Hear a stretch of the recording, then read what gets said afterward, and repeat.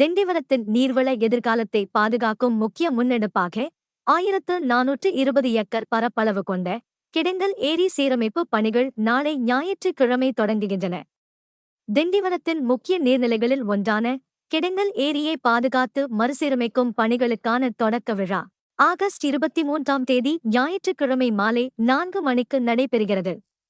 கிடங்கல் முதல் கலிங்கல் பகுதியில் உள்ள பிள்ளையார் கோவில் அருகே நடைபெறும் இந்த நிகழ்வில் சமூக நீதித்துறை அமைச்சர் வன்னி அரசு மற்றும் விழுப்புரம் மாவட்ட ஆட்சியர் ஷேக் அப்துல் ரஹ்மான் உள்ளிட்டோர் பங்கேற்கின்றனர்.